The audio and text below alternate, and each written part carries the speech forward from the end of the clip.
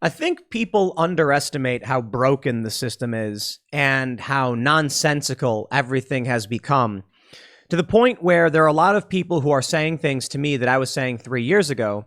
And I don't mean that, in any way disrespectful to those who haven't been following the news or anything. It's just, to me, and probably many of you, we're seeing these signs over the past several years of the United States fracturing, struggling, breaking apart. And now people who are finally starting to be exposed to this because they're paying attention are acting like they've discovered something new. So I take a look at Twitter, I look at Getter, I look at the things people are saying, and I'm kind of just like, yo, are we well past the Rubicon at this point? Have we crossed that point where we're just biding our time before this whole thing just goes belly up? Because I got to be honest, it really does feel that way. There's no sense in arguing with some people. Some people don't care about the arguments. Many of my perception of many on the left, these prominent personalities, is that they don't actually care about any of these arguments. They're not having any real ones. And when I invite them for conversations, they won't do it. Now, look, I'll say this in regards to many of the left-wing personalities, those that do their own shows, I get it. I can't take time off to do their show. They can't take time off to do my show. But we invite lefties on the show all the time, and we rarely get any, because they don't actually care about having the conversation. Hence the meme of Ben Shapiro screaming, "Debate me," and the left saying no. They don't want to have that conversation. So I bring that up because I look at these stories and I just wonder why we care so much and why we're still pretending there is a system to save. Because maybe there isn't. Some people say that that's pessimistic. They say Tim's too black-pilled. But I don't think that's black-pilled just to point out what people might not want to admit. And more importantly, the end result may actually be a net positive. I mean, wouldn't it be good if you got to live in a state where you got what you wanted? If you live in West Virginia, I live in West Virginia, you got your guns. Isn't that a good thing? Don't you like having your guns in West Virginia? Sure, I know I do. And if you live in New York, you don't got your guns. And don't you like living in a state where they ban people from having guns? At least most of the people in New York seem to think so. Maybe not the actual state, which is actually fairly red, but people in New York City, in which case I can see where there's a problem. But if you choose to live in a place where the majority of people are passing these laws, maybe you should try and move somewhere else. I understand that may be difficult. What I mean is, with all of this, the story we have here from timcast.com is just another example of the United States fracturing into multiple pieces to the point where I think the collapse is inevitable. I think it's actually already happened. You know what I mean? Like, look, it's a building collapsing, and it's collapsing at near free fall speeds, which shouldn't happen, but it is. And for those of us that are watching it happen, we're oblivious because of how long it's taking. When you actually watch, something falling down a Jenga tower or something, you see it go tip, tip, tip, tip, collapse. What I think is happening right now in the United States is that the center column is snapped. The building is falling, but it's such a massive construct that it'll take some time to actually hit the ground. While it may be collapsing at free fall speeds, we don't realize because it's just too massive. I'll give you an example. If there was when you look in the sky, I mean, it's really simple, and you see the plane moving really, really slowly, you're driving in your car. You see a plane above you, and it looks like it's not moving. It's actually moving, 500 miles an hour. That's kind of my point. I think the collapse is happening. Look at this story from timcast.com, and we'll get into this. Hawaii to require booster for incoming travelers. The island's governor will require all incoming travelers to have proof of a booster to avoid a mandatory 5-day quarantine. Since when do we restrict free movement between our own states? Now, Hawaii is an island state, right? And thus, they're probably saying, well, if you're going to fly in here, we don't want you bringing COVID or whatever. But according to, I think it's the 14th Amendment, you can't restrict someone access to a state. So under what grounds can they say, we're going to quarantine you unless when you enter the state? The point is, if you were in Illinois driving to Indiana, there's no way for them to enforce this action unless they just tell you to do it and then cross their fingers hoping you do. With Hawaii, they have a record of you entering because you basically have to fly, unless, of course, you took a boat for some reason, but you have to fly. They know you come in, and so they have these border protections. For timcast.com, Michael Robinson reports, under the current rules of Hawaii's Safe Travels program, Travelers who don't want to quarantine for 5 days must either be fully vaccinated or have a negative COVID-19 test within 1 day of travel. However, the program is changing the definition of fully vaccinated. It will now include booster shots, according to the state's leadership. They did this in the contiguous United States. I can't remember where I went to. I think it was when we lived in New Jersey.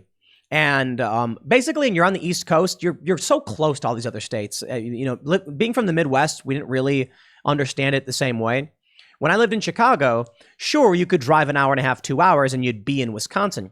But if you're living on the East Coast, I mean, you could drive 20 minutes and be in another state. And so when we were in the South Philly area, there were like signs saying like, if you come from these states, you must do these things. And I think Chicago did the same thing. I'm not sure when they had it or what the deal was, but it was like, if you come from these states, you must quarantine. Nobody enforced it, but because Hawaii actually has the hard barriers, we've actually seen them do it. There was, I think, a young woman who landed in Hawaii and then posted selfies or something on Instagram. And so they tracked her down and arrested her. And that's the crazy thing, because she probably had no idea this was happening. I think we're dangerously close to the point where we end up with checkpoints, where you'll land in Hawaii, you'll be entering, and they'll stop you, and they'll be like, before you can enter, you need to stamp this, stamp that, prove this, prove that, or otherwise. When you fly inside the U.S. and you land somewhere, you just get off the plane, you walk out of the security area. When you fly international, you got to go through immigration, and then when you come back to the United States, you have to go through immigration again. I think we're heading in that direction. Governor Ige, or however you pronounce it, said the changes would not take effect for at least 2 weeks so that travelers could adjust their plans accordingly.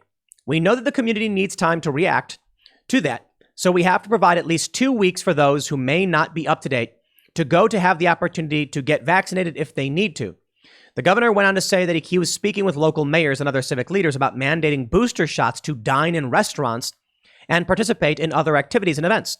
Ige said he would ultimately leave that decision to individual counties and their leadership.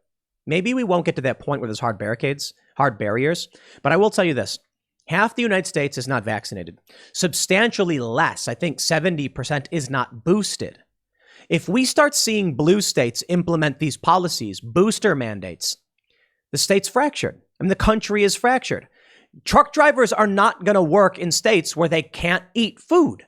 So look at Cook County. Look at Frederick County is where, we're right next to it where we work. They have a mask mandate. You're going to get some people who don't mind the masks all that much. But you're going to end up with a lot of core workers who are going to say, I'll prefer to work elsewhere. You could have someone who's licensed to work in Maryland, say a contractor, and they'll be like, hey, we got a job for you in Frederick County. And they'll be like, mask mandates? I ain't working in that. Sorry, not happening. And they'll go to West Virginia where there's none. In Cook County, the second largest in the country, and I think LA County has a vax mandate as well. It may actually just be Cook County.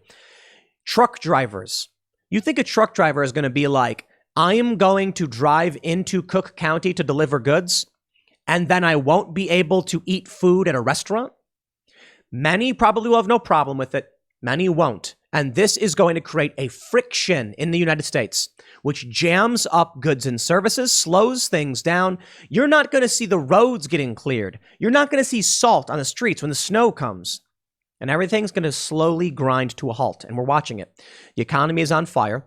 Inflation is through the roof. I'm sorry if it's pessimistic and people don't want to hear it, but I think there's a certain point people need to wake up. We launched off the edge of that cliff a long time ago. Maybe it was 2 years ago. Maybe it was Trump's fault. 15 days to slow the spread. Honestly, I have no idea. But I can tell you, we're only watching ourselves fall, right? When I see Hawaii do this, when I see other states have similar policies, it feels like we're watching the building come down. But because it's so big, it looks like it's going slower than it is. Like the plane in the sky traveling 550 miles an hour looks like it's barely moving. But it's moving. And it's moving fast. For something as monolithic as the U.S. economy to shut down, the collapse is happening, but you're not going to notice for some time, And I think when you look at the M1 money stock, you can see it's falling. It's free fall speeds. Like it is unabated. Nothing is slowing this down. You can't, there's no Superman who's going to come and guide that building as it's falling at free fall speeds down to the ground. It's not possible. It's too large. We can try and mitigate some of this. We can prepare for when the system collapses for where we are, but it is falling apart. Take a look at this story from Yahoo News. People who study the origins of civil wars see indicators the U.S. is on the brink of conflict, Yale historian says. You know what? A lot of people, they mock the idea. They don't want to hear it. They say, I don't care, Tim. Stop talking about it. Whatever, man. I don't know what to tell you. I talk about things that I think are important. I talk about stories that I think we should talk about, or I talk about things that I want to talk about. And you guys know that I've been talking about some kind of civil war for some time, but maybe that is the wrong way to phrase it. And that's why I say civil conflict or unrest, because I don't know if civil war is the right way to phrase it. If it's going to be a divorce. Some people say national divorce. Some people say peaceful divorce. It might not be either. It might just be divorce, meaning there will be fighting. People will be angry, but it won't really be a civil war. I mean, Hawaii fracturing off and saying we want special requirements for admittance into our state is not Hawaii sending troops to fight in a civil war. It's not a large faction of people storming the Capitol. It's a state saying we're not playing by your rules. Your constitution be damned. Let me show you this story out of California. California weighing proposal that could double its taxes. The bill could increase taxes by roughly $12,250 per household. In fact, substantially more for the wealthiest of individuals who make over $2.4 million. It'll be 18%. We're talking about hundreds of thousands of dollars in increased taxes to pay for a universal healthcare system in that state. What California would do, if they do this, will result in the wealthiest people fleeing, hands down. But you got to understand about this stuff, especially in an increasingly globalized world. A rich person, it's extremely easy for them to move. I mean, it's not the easiest thing in the world. It's annoying for everybody. Nobody likes moving. But I'll tell you this. We're setting up a new headquarters for the company, for Timcast. We're expanding. It's crazy. And we love all you guys. Everybody supporting timcast.com has made this possible. And now we're going to have an actual building with staff writers, editorial, in-house, doing all this work. And I hope one day we'll rival that of the Daily Wire, because they're one of the biggest, in terms of digital media. And they've been growing just by doing the work.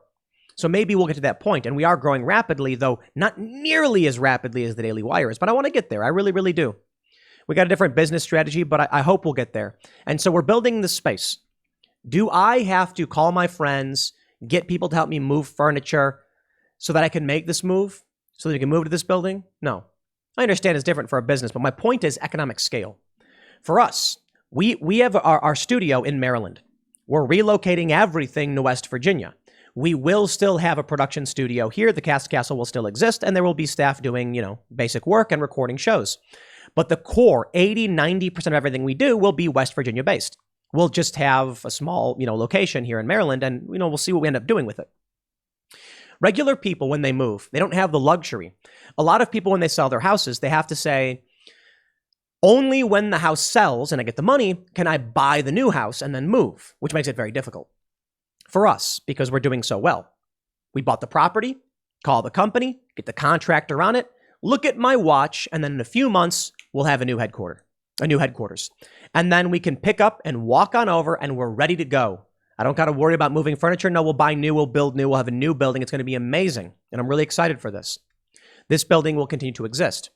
For the people in California experiencing this, it's going to cause a major ideological and class-based fracturing, which gets me to the more back to the main point. If they double their taxes, you're going to get a lot of people of particular ideology flooding into the state. Why? Because if you're making almost no money, you're going to get free healthcare. That's what they're promising. And if you're making a ton of money, you're going to snap your fingers and leave like Elon Musk or Joe Rogan. Then there will be no money to fund any of their programs, and the state will become a communist wasteland. And I'm not saying communist as a pejorative. I mean, literally, they'll have to keep increasing taxes. They will have no revenues. Industry will flee because it can flee with ease. Assets will crumble and the state will break. But that's going to lead to poverty and it's going to lead to problems. Already California is talking about, they had a potential bill where they would tax you for 10 years after you leave. Make sense now? Let's say you're a wealthy person living in California.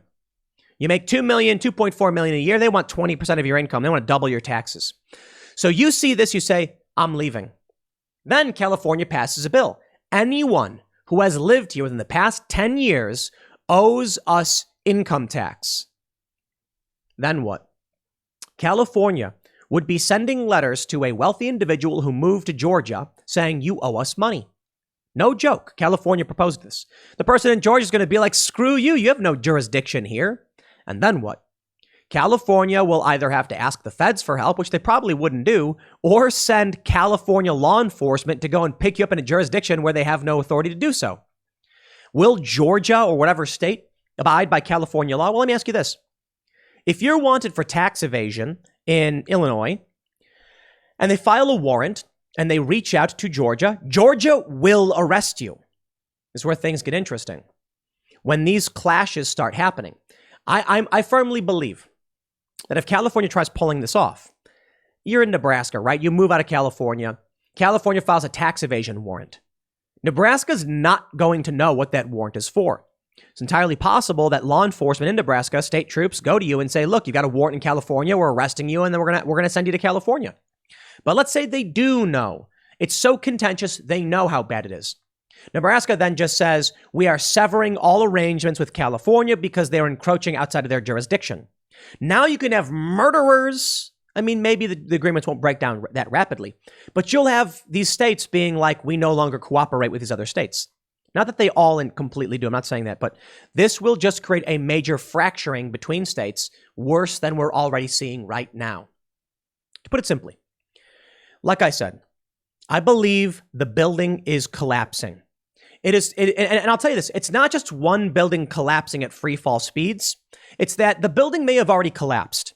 And now people have stopped paying attention to the news. They're not realizing what's going on. And then an entirely separate building that wasn't even hit by a plane just starts falling down. The seventh building, as it were. I'm actually making a side joke about everything. I think you've figured it out. But an entirely separate building could fall down. The dominoes are coming down one by one and people aren't watching. In fact, that's actually a really good analogy, to be completely honest, as much as I was kind of joking at first.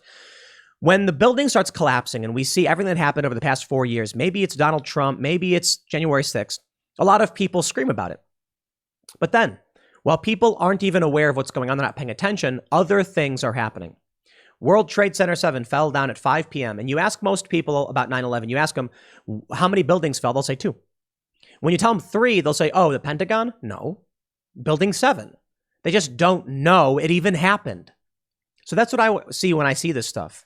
When I see, Yahoo saying that Yale historian says, we're seeing indicators of a civil conflict. You had that CIA woman saying that the third phase of civil war may have already begun. A lot of people are like, oh, shut up. Oh, it won't happen. And I'm just like, those are the people that don't know that Trade Center 7 collapsed. I don't mean literally. I mean, these are the people that haven't seen the indicators that something else had happened. But I watch the news all day, every day. I read the news all day, every day. I fact check these stories all day, every single day. Even on weekends when I'm not supposed to be working, I'm just scrolling through all this news. And I'm like, yo, 3 buildings fell down. And the average person just says, what are you talking about? It was 2. And then when you try to explain to them World Trade Center 7 and you tell them that it fell down 5 p.m., just collapsed, they'll say, no, it didn't. There wasn't even a plane. And then you're just like, how do you explain to someone that a building collapsed at 5 p.m.? What is that? 9 or 10 hours after the planes crashed? You explain to them that it collapsed without being hit by a plane, and people just don't want to believe you. That's what it feels like to me. I'm sure most of you watchers actually know that 3 buildings collapsed that day, and that the official explanation for 7's collapse was that fires from debris had popped up all throughout the building. I think there was something about propane tanks, and thus the building just fell down. It's difficult to explain to people. In fact, many people don't believe the official story. That's kind of how I feel right now. Look at Hawaii making these requirements. Look at California talking about their 10-year tax after you've already left the state. You could leave right now and they'll knock on your door and say you owe them money. You don't even live there. I look at all of these pieces and I say, man, that's crazy. And regular people just say, what are you talking about? That's not happening. And then I'm just like, I don't know if it matters. Which brings me to my first point. I don't think people truly understand how broken the system is. They do not they underestimate what clown world actually means. When I see people posting the clown emojis in response to stories, I'm just like, dude, when something crazy happens, it's a coincidence. When two crazy things happen, wow, that's really a crazy coincidence, but it could happen. When you get three crazy things that defy logic and reason and are astronomical odds, and you're just like, wow, man, something really is nuts. But when you get six, you just won the Powerball, my friends. When six crazy things happen, at that point, I'm like, I think we've won the lottery and the crazy thing is happening. So when you get 2 years of emergency lockdowns that never end, and every crazy story in the world, I don't care if you want to believe the crazy stories, you don't want to believe it, Trump makes his claims about the election, whatever. At a certain point, I'm like, there are so many crazy stories on this map. At a certain point, I'm just like, I don't think it matters which one of these things is true. It is a broken system. It is it is a buckshot blast through a wall, leaving holes everywhere. And while each and every one of these holes may not be significant, and some of them may just be scuffs on the wall, at a certain point, you can see enough to be like, I think this wall is going to collapse. Because how can we live without a cohesive narrative, without a shared understanding of what's going on in this world? You can't. And when we get a story about New York record-breaking COVID cases, and you have people like that dude from ESPN being like, I'm triple vaxxed and I was hospitalized with COVID, and then they tell you just go and get vaxxed anyway, I'm like, you're not advocating for anything. You're actually just punching holes in the wall and confusing people. And at a certain point, we just say, I don't know what to tell you, man. It looks to me like the wall is going to come down, so I'm going to get out from underneath its roof, to put it simply. So what does that mean? Well, I'm going to go out to West Virginia and just try and be as self-reliant and off the grid as possible, not just because the wall may be coming down. Maybe it won't. Maybe they'll come in with some spackle and some Bondo and patch the holes up. I don't know. A lot of holes, though. But at the very least, I can say, if you got a bunch of holes in your walls and you're not sure it's going to be fixable, maybe you should get out of that room, right? And just say, look, until they fix it, I'm going to be over here. So maybe in 5 years, maybe in 3 years, things are way better. And, in 3 years, we've got a new president about to enter office, and it looks like things have calmed down. There's some unity in the country. Maybe people abandon the Democrats because they've lost the plot. And then I'm just like, all right, enough people got together and said, let's patch up these holes. They did, and everything's better. Well, fine. And I'll have my solar-powered big facility where I can skate and play video games and do my work, and it's just responsible. Preparing for the worst is always the best thing you can do, because even in the worst-case scenario, you're fine. There's nothing to worry about. If we build a new facility and move to West Virginia, we'll be helping the local economy, we'll have more space, more freedom, and in the event nothing bad really happens in this country, we'll just have an awesome space to have fun. So it's win-win. And then in the event something really bad happens, we're all worse off for it, but at the very least, we'll be somewhat self-sufficient. I can't tell you what to do or what to believe, but I can say that these stories are just more holes in the foundation. And at a certain point, when the cracks are all over the place, doesn't it seem like it's going to fall down? We'll see. I'll leave it there. Next segment's coming up at 4 p.m. over at youtube.com/Timcast.